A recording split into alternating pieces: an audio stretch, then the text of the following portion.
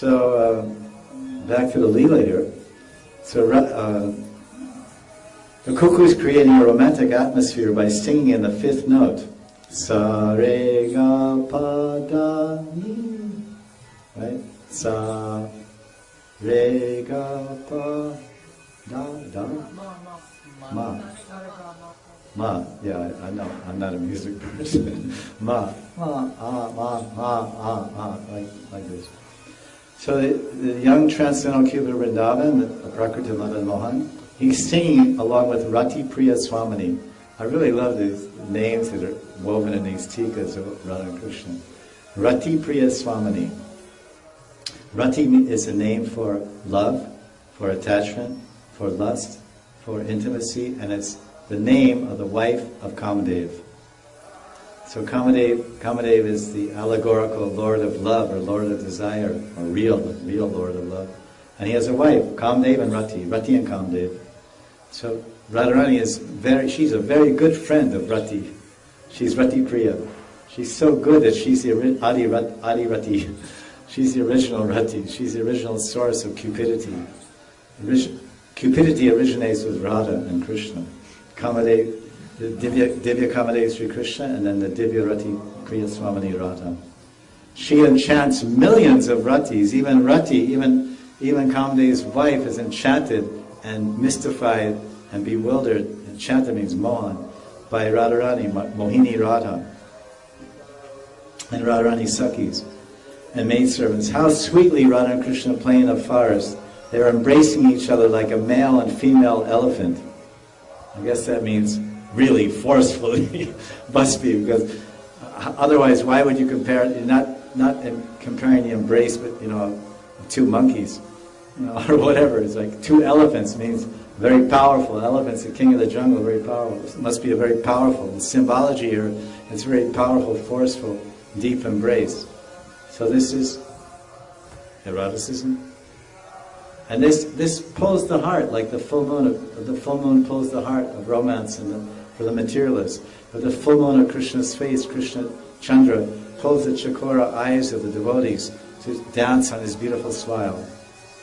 When the full moon of Krishna's face, Krishna Chandra, when he smiles, then the chakora eyes and hearts of the devotees, they start dancing.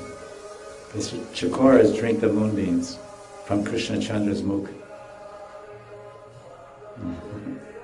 So that this is what's happening here. They're playing and they're embracing like female elephants. So we read something, okay, female, yeah, sure, I saw that yesterday. Didn't you say you saw a male and female elephant embracing yesterday over in the park? Have you ever seen? You ever seen a male and female elephant embracing? I never have. I'm not from Africa. Maybe they know. But but what does it mean? What does it represent? It's poetry, it's Sanskrit. And it means what I said. This is my idea of it. It must be, why are the Padakartas and why are the Rasik Janas and the writers choosing this comparison? Because Radha and Krishna, their embrace is the topmost of all possible embraces. The most intimate, the most warm, the most committed, the most selfless, the most warm, the most ecstatic. And so, what to compare that with? So somehow they chose elephants. So we don't understand much about elephants. We don't see them as objects of beauty or objects of eroticism. Generally, we see them as just a big animal. But even when the poets and the Rasacharyas are describing Radharani, they're saying that she walks with the grace of a female elephant. Radharani walks with the grace of a female elephant. Gajadamini. Huh? Gajadamini. Gajaramani. Gajadamini. Oh, Gajadamini. Gamini. Oh, Gamini. Yeah, Gamini means to move. Agaman, Kama, Gamini. Gaja means elephant. Like Gajaraj, in the Jagannath Puri they have Gajaraj. Gajapati means the Lord of the elephants. Because kings, that's another way of saying a Raja. Because to have one elephant, it costs a few rupees. Just imagine if you have a fat wife. It's going to cost you a lot of money to feed her. Or a fat husband. So imagine if you have an elephant for a kid. You know how much an elephant eats every day?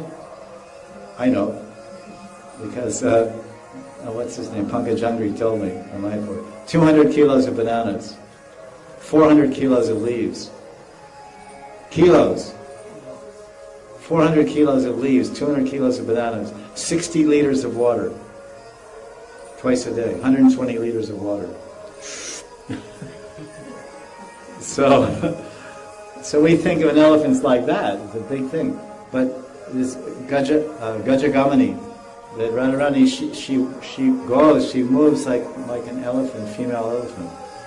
So obviously it means very graceful, very, very, very graceful. So these are very beautiful descriptions which we can't reach very much. But if we understand these things, we can see it someday, then we'll be able to write about it. Sometimes Priyaji personally goes and picks flowers to decorate her Priyatam. And then that first line of the verse comes in, Radha Karavachita, Palava Valarike. Kara means hand, Radha Kara. With her hand she reaches up and picks a flower bud. Or she picks which is a palava, or she picks a flower from a valari, from a creeper, madhavi or whatever. And then she takes those and she decorates her Priyatam. Because everything in Vrindavan, everything is here to offer to Krishna, and everything is to offer to Radharani. So just like Prabhupada says very simply, he said, Bhakti is simply this. You're walking in a park and you see a flower. Prabhupada says, like, you see a beautiful rose blossoming in a park. You say, well, this is a beautiful rose. I should pick this and offer it to my beloved Krishna. So that simple, heartly feeling of just the innocent beginning bhakta who has the idea that everything should be offered to Krishna. Patram pushpam phalam dayam yome bhakti prayachati. That goes from there, from the simple beginning devotee taking his first steps on the path of bhakti, all the way to Radharani and Nikunja Lila. In the Brajgamana Lila, wandering through the forest of Vrindavan. She's also thinking, oh, that's a beautiful flower. That would be nice to decorate my sham. Let me offer this flower to my beloved. So bhakti, whether it's beginning with a bhaktin or a bhakta, the very beginning of bhakti, it's the same from there, it's the same all the way, because bhakti is transcendental, it is prem. Ladani Shakti and Samvit Shakti, they're inside of the bhakti in a drop-like way. Then it becomes a bigger drop and a bigger drop, and finally a wave, Bhakti Taranga, and finally a Bhakti Samudra and Bhakti Sindhu, and it becomes like a huge tidal wave of love. So Radharani's heart is like a tidal wave of love, but our heart is like a Prem Bindu. We have a drop of bhakti, Radharani has an ocean of bhakti. And you go to the Pacific Ocean, stand there and say, wow, that's the extent of Radharani's bhakti. And then you take a stick and put it in the ocean, get some water on it, and then hold it, and one little drop falls out. Well, that's mine. And you catch a drop. But that drop will expand more and more. So she's picking flowers, and when the vines are touched by Radharani, they bloom up and they smile with their flowers, and they percolate with their sprouts, and they cry streams of tears with their trickling honey. How many jokes Srimati Radha is making with her girlfriends while she picks flowers. Vishaka says, hey Saki Radhe, Savadan, Loba Madhusudan, Avyaro. Be careful, Savadan, this greedy bumblebee Krishna is coming up to you to drink the honey from your moon-like face. Radharani says, because it's a joke. She said, he's a bumblebee and your face is like the moon. She said, if I'm Chandramukhi, what business does a bumblebee have with the Chandramukhi? He wants the flowers of the nectar. That's how she replies.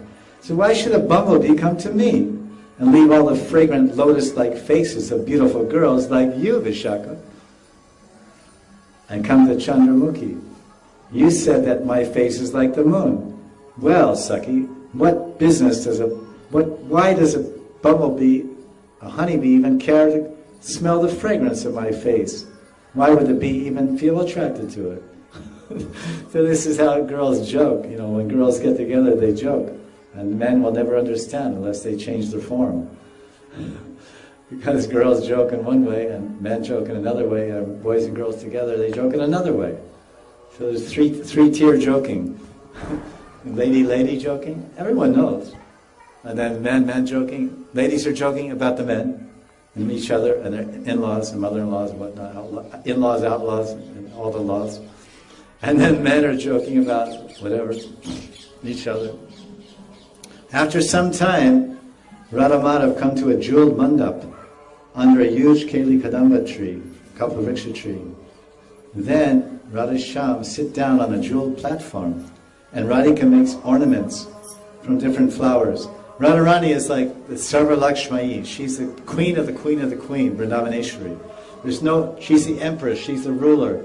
And whenever you have a king and a queen, the queen has thousands and thousands of maidservants and handmaidens, and the king has thousands of male servants.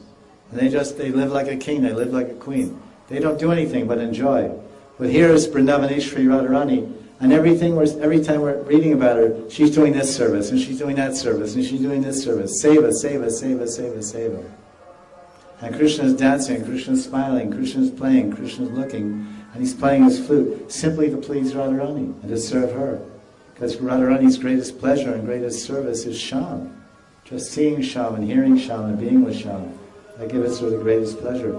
So she's just looking, oh, how can I serve Krishna this way, with this flower, or this or that? So as soon as she sits down, with her own hands, she starts decorating Shyamastandar. That's why it says, Radha Kara Karavichita. So the devotees, they read this verse, and the Radha Kara, and then the Pallava, and then this whole Leela sprouted up to describe the verse. And this is being recounted here. Shyamastandar and the Sakhis are overwhelmed with ecstasy, and the birds begin to chirp the glories of Radha. Radha, so he's putting each line of the verse, he's putting into a sequence of what the Leela I just read. Because first it's Radhakara, then Radhapada. She's picking flowers, she's wandering, then her fame, the birds are singing their fame, and that's the whole verse. So I'll just read the verse again. Oh my mind, please find pleasure in Radha's play forest. If I cannot directly experience Radha's loving pastimes, then let me remember Sri Vrindavan and mentally witness these sweet nectarine pastimes. So that's the prayer to the mind. Oh mind, can't you show me a sporty? Will you ever show me? Kada, we say, Nayanam Galadasha Ashudarya, Vadanam Gadgada Rudya Gira, Pulakar Nichitam Babu, Kada, oh my Lord. Gauranga is praying, oh Shyam, oh Krishna, oh Jagadish, oh Krishna, oh Govinda, when will I cry when I call your name? When will my hair stand on end? When will I have some experiences of bhav? This is in Shikshastakam. So he's telling the mind, oh mind, when will you show me the pastimes of Radha and Krishna? You've heard about them, you've read them, you've seen them animated. Please, everything is there inside of you. Mind, oh my mind. Mano me, Radha Vihara Vipane Ramatam Mano me. Please, my mind, listen to me at least once in my whole life. Show me the pastimes of Radha and Krishna. Find pleasure there.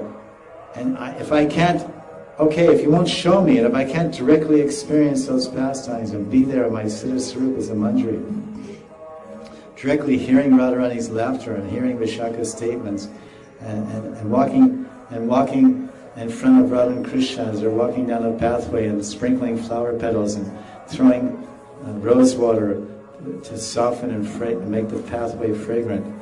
If I can't enter that Leela in my Bhava Vesh because I'm far from Bhav, then let me at least remember, oh mind, you give remembrance, so give me remembrance this Leela. You give me the purity to see the Leela with the Dristi, Mano Dristi. So someday give me the Dristi. So this is the beautiful prayer he's saying here.